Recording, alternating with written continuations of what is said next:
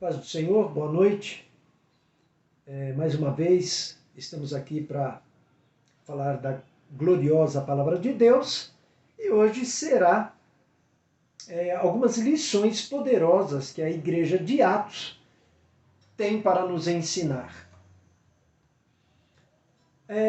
No livro de Atos dos Apóstolos, a gente acompanha aí a trajetória de um grupo de cristãos temerosos que se abrigavam num quarto pequeno em Jerusalém, onde oravam frequentemente. Isso você pode ler lá em Atos 1, 12 a 14.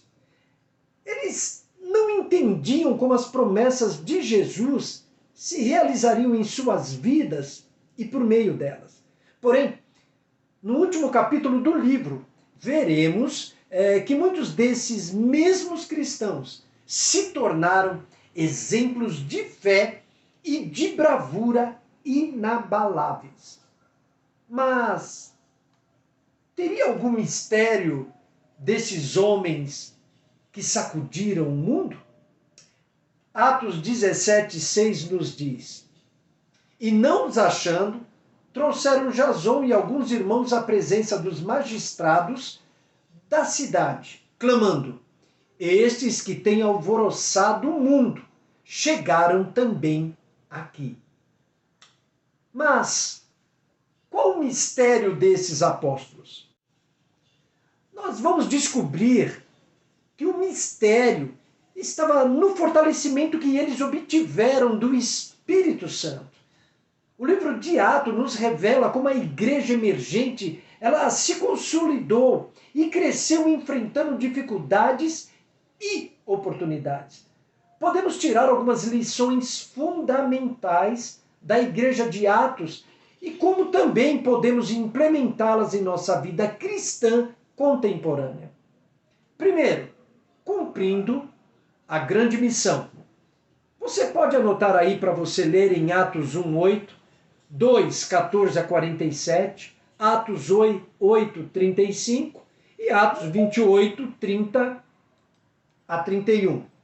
Eu vou ler aqui no livro de Marcos, capítulo 16, versículo 15 e 16, que diz assim: E disse-lhes: Ide por todo o mundo, pregai o evangelho a toda criatura. Quem crer e for batizado será salvo, mas quem não crer será condenado. Bom, Atos nos ensina a importância de anunciar o evangelho a todos os povos. Os discípulos cumpriram a grande comissão e, pelo poder do Espírito de Deus, transformaram vidas e nações.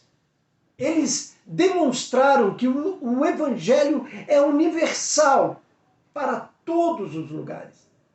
Então, espalhem-se pelo mundo, vão por todos os lugares e proclamem a mensagem com as boas novas de Deus para todos. Quem acreditar e for batizado será salvo. Quem rejeitar a fé será condenado. A atitude em relação à disciplina. Vocês podem anotar aí Atos 5, 1 a 11. Eu vou ler 2 Tessalonicenses 3:6. Mandamo-vos, porém, irmãos, em nome do nosso Senhor Jesus Cristo, que vos aparteis de todo irmão que anda desordenadamente, e não segundo a tradição que de nós recebeu. A disciplina, ela é uma manifestação de amor. Amor e cuidado pela santidade da igreja. Atos nos revela a importância que os primeiros cristãos atribuíam à santidade e à retidão. A história de Ananias e Safira é um forte alerta da importância de que devemos viver vidas sinceras e autênticas perante Deus e a comunidade.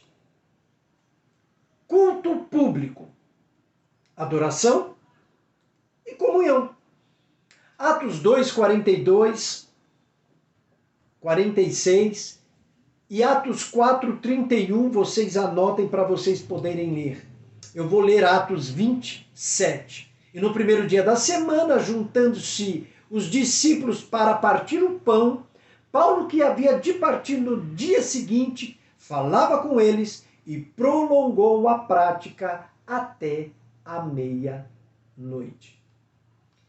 Essa igreja nascente, a chamada igreja primitiva, se encontrava em adoração, oração e comunhão. Então, o culto público não era só uma cerimônia, mas um momento de intensa ligação com Deus e entre si.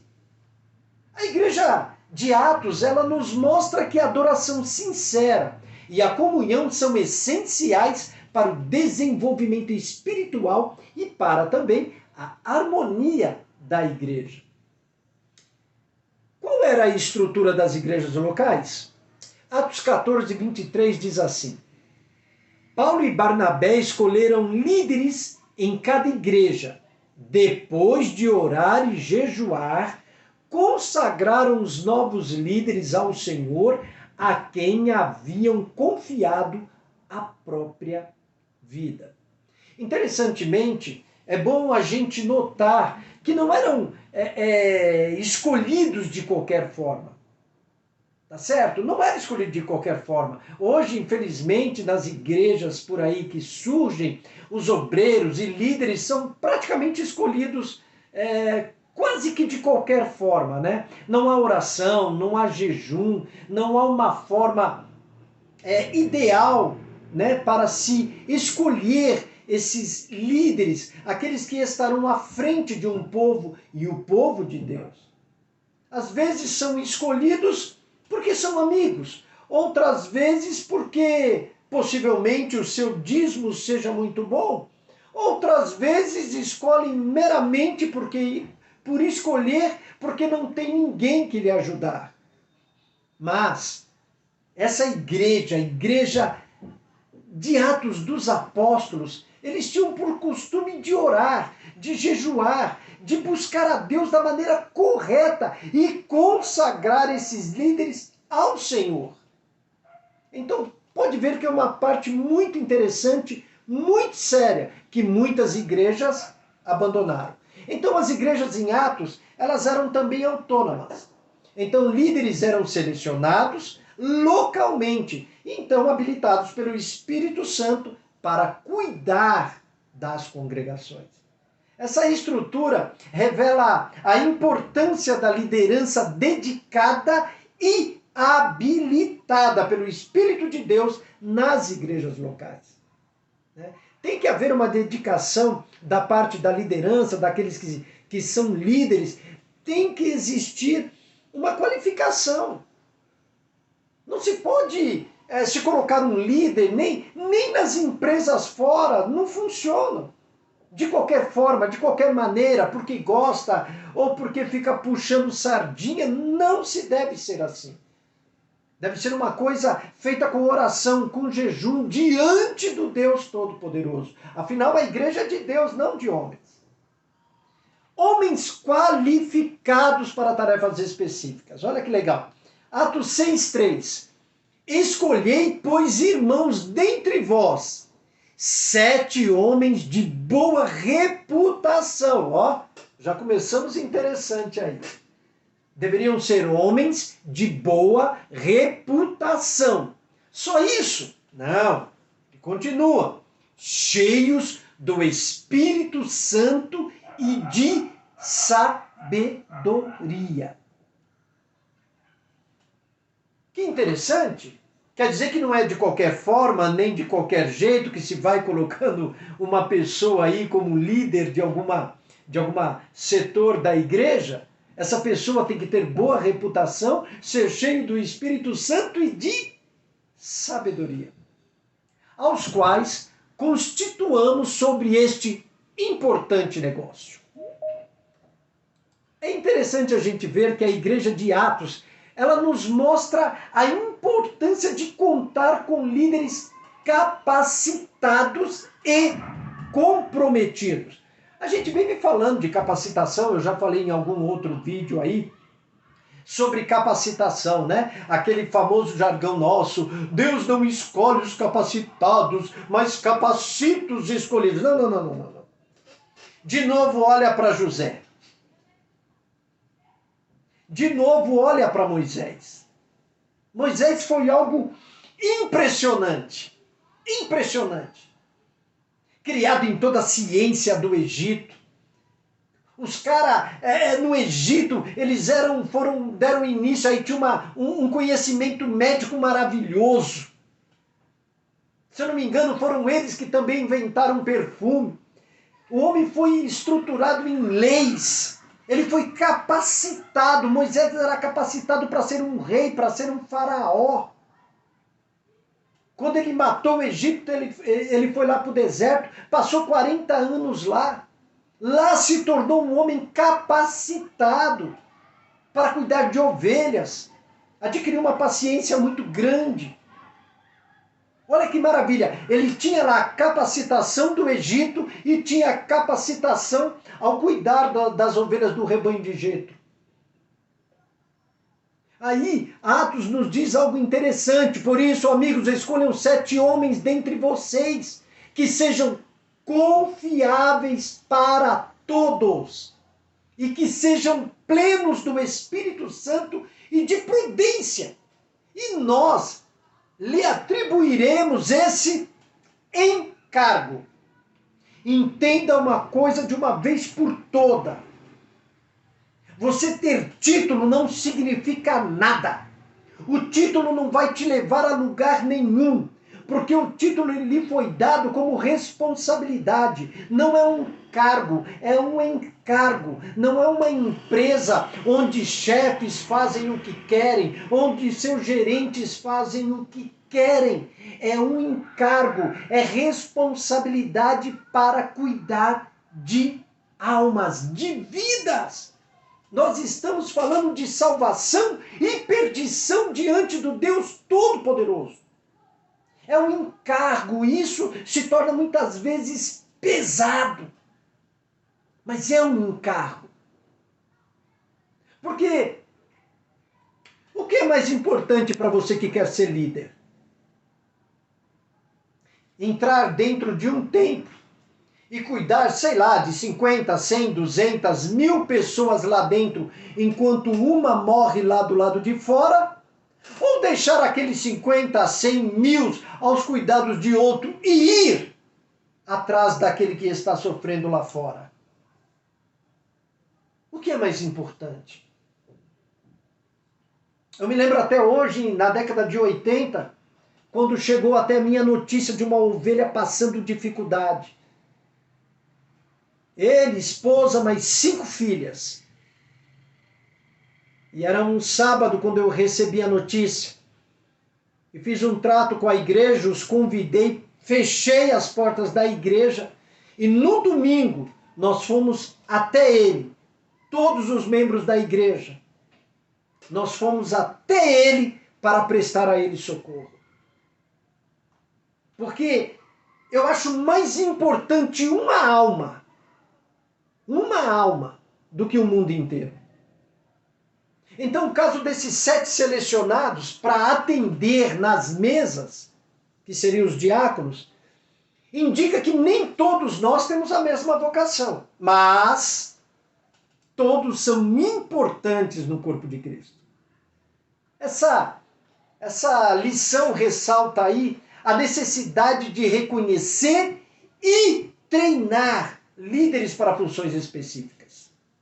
Pois bem, infelizmente a maioria não está conseguindo nem reconhecer e tampouco treinar. Talvez porque treinar as pessoas dê muito trabalho, né? Demanda muito tempo. Né? Tirar as arestas, fazer a famosa lapidação. Às vezes as pessoas vêm para a gente aquela pedra bruta, então a gente vai ter mais trabalho para cuidar dela. Teremos mais trabalho para treinar essas pessoas enquanto líder. E um exemplo de liderança fenomenal, eu continuo dizendo, é o de Moisés, Paulo. Sabe, é fenomenal o modelo de liderança deles. O O tratamento das questões doutrinárias, doutrina. Você pode ler aí Atos, o capítulo 15 todinho, tá? Eu só vou ler de 4 a 9. Os problemas doutrinários são sempre meio que, muitas vezes, confusos dentro das igrejas. Quando se fala de doutrina, geralmente o pessoal vai falar de cabelo, de barba, de roupa. Tá certo. De alguma forma tem alguma coisa pequena a ver, sim. Mas não é disso exatamente que a Bíblia fala. Ela fala de um outro tipo de ensinamento muito mais sério, que inclui, sim, a nossa maneira da gente agir, falar, de comportamentos. É muito sério isso. E houve um problema lá. 15, 4 a 9, vamos à leitura. E quando chegaram a Jerusalém, foram recebidos pela igreja e pelos apóstolos e anciãos, e lhes anunciaram quão grandes coisas Deus tinha feito com eles.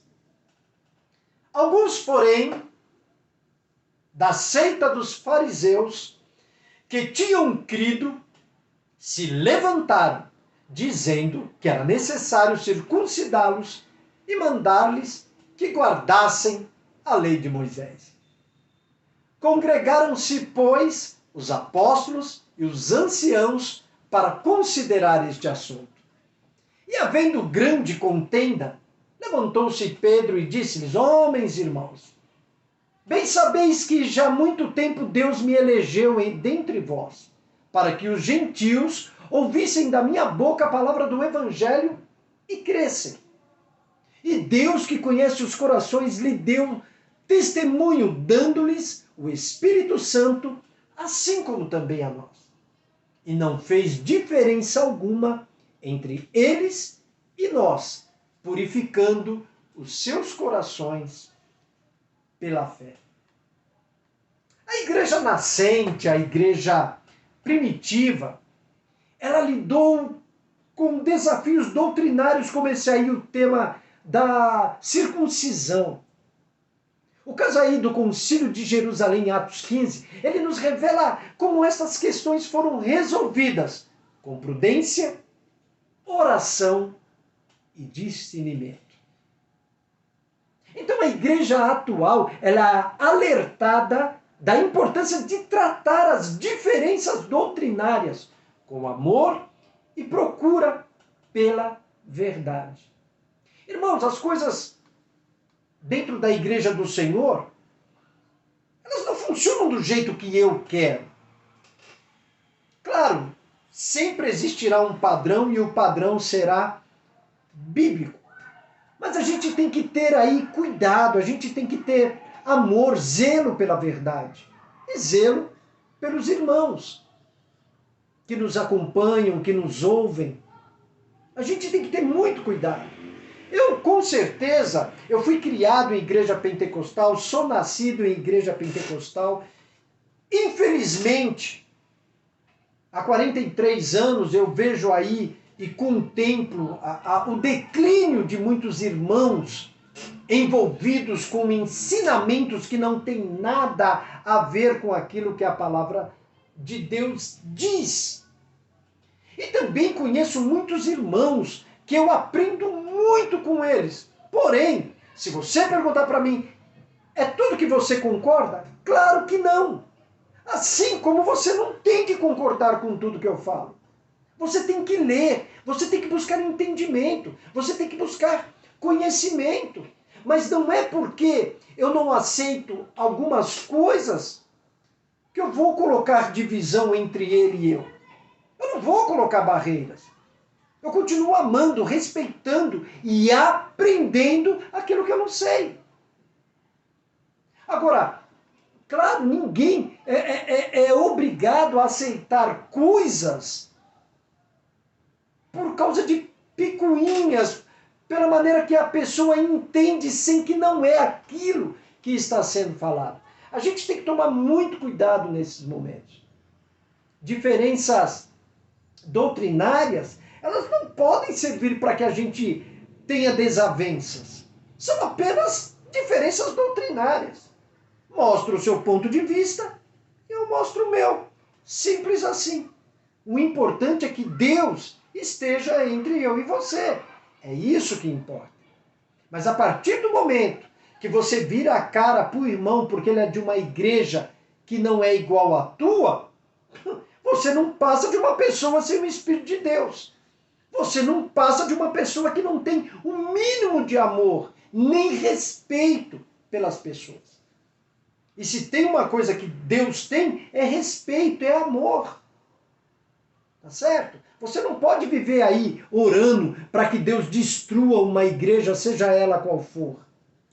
Ó, aquela é falsa, mas a minha é a verdadeira. Rapaz, se tu soubesse o que passa por detrás da sua, se tu fosse viver com os seus líderes, acompanhá-los 24 horas por dia e viu o defeito que eles têm, tu endoidar.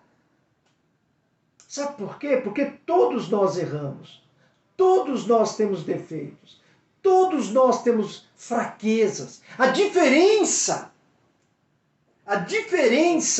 entre Davi, né, que expunha as suas fraquezas na Bíblia, na palavra, está lá. Jó, que reclamou muito e com razão. Tá? Sabe qual é o interessante do livro de Jó? Que no final, Jó tinha razão em tudo. Então, a diferença é essa. Muitas vezes a gente se esconde atrás de um título, atrás de uma capa, atrás de uma máscara. E não temos coragem o suficiente de sermos transparentes. Mas vamos lá, continuando. A prática da comunhão. Atos 2:42 e 9, 26 a 27. Você anota aí para você ler depois, tá bom? Eu vou ler 1 João, capítulo 1, versículo 3 e versículo 7. O que vimos e ouvimos, isso vos anunciamos, para que também tenhais comunhão conosco. E a nossa comunhão é com o Pai e com seu Filho Jesus Cristo. Mas, se andarmos na luz, como Ele na luz está, olha aí, ó, se a gente andar na luz como Deus está na luz, temos comunhão uns com os outros. E o sangue de Jesus Cristo, seu Filho, Filho de Deus, nos purifica de todo o pecado. A comunhão aí, ela era um fundamento da igreja nascente, da igreja primitiva. Eles dividiam refeições. Eles dividiam orações e zelo, cuidado mútuo. Gente, é muito diferente do que nós estamos acompanhando hoje. É muito. É estrondosa a diferença. Talvez seja por isso que a gente vê Deus operando tanto no meio deles. O cuidado que um tinha pelo outro. E isso fez com que se estreitasse os vínculos entre os irmãos. E gerou que clima? Clima de ajuda e amor. Coisa que hoje a gente vê serem feitas, mas não porque a igreja está fazendo. Nós vemos coisas sendo feitas esporadicamente. Sabe? A gente vê, como a própria Bíblia diz, né? Você vê teu irmão passar fome e oferece para ele oração? Não, não é oração, é pão que se oferece. Não é oraçãozinha. Quando se está com fome, ninguém precisa da minha oração. Precisa comer. Se está com sede, precisa beber uma água. Então a lição para nós é que comunhão é mais que uma reunião social. Porque muitas vezes nós vemos as igrejas, na grande maioria virou reunião social. A maioria nem se cumprimenta. Quando alguns cumprimentam, é com altivez. Eu já vi pastores que se dizem ungido virar a cara para membro. Eu não estou falando só de hoje. É um absurdo. É comunhão, não reunião social. A igreja não é lugarzinho de reunião social. Quer uma reunião social? Vai para um salão. Vai fazer lá festa, chama os crentes, ó, vamos ter uma reunião social. Vai comer, vai beber. Não precisa nem convidar Deus, já que nem dentro da igreja estamos convidando. Faça do seu jeito. Mas a igreja é mais do que isso. Ela é comunhão. É uma demonstração de unidade em Cristo. Eles disseram que nós o testemunhamos e o escutamos e agora estamos relatando a vocês, para que assim como nós, vivenciem a comunhão com o Pai e o Filho. É isso. É comunhão. É comunhão com Deus, é comunhão com o Filho. Mas todos nós juntos. Eu não estou nem aí. Para que igreja você vai? Não estou nem aí a placa da sua igreja. Nem aí. Mas será que a gente vive na luz?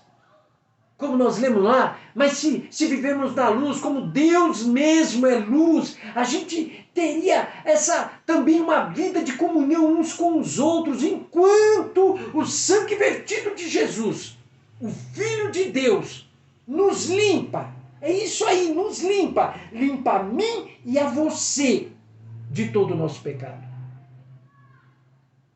Vamos lá. Cuidado para com as necessidades dos santos. Atos 4, 32 a 37. Eu vou ler Atos 11, do 27 a 30. E naqueles dias desceram profetas de Jerusalém para Antioquia. E levantando-se um deles, por nome Ágabo, dava a entender pelo Espírito que haveria uma grande fome em todo o mundo. E isso aconteceu no tempo de Cláudio César. Agora veja que maravilha. E os discípulos determinaram mandar, cada um conforme o que pudesse, socorro aos irmãos que habitavam na Judéia. O que eles com efeito fizeram, enviando aos anciãos por mão de Barnabé e Saulo. Então, esses profetas de Jerusalém foram a Antioquia. Ágabo anunciou uma fome que aconteceu no reinado de Cláudio. Os discípulos enviaram ajuda aos cristãos da Judéia. Barnabé e Saulo levaram a oferta aos líderes em Jerusalém. A igreja de Atos, ela cuidava das necessidades materiais de seus membros. Elas compartilhavam seus bens uns com os outros, garantindo que ninguém passasse necessidade. Isso ilustra a importância de zelar pelas necessidades físicas dos irmãos, expressando assim amor concreto e união. É isso que precisamos aprender e entender. Hoje foi esse o início de Atos. Semana que vem estaremos continuando uma série de vídeos falando sobre essa maravilhosa igreja de Atos. Não perfeita, mas uma igreja que trabalhava muito. Muito obrigado. Fiquem com Deus.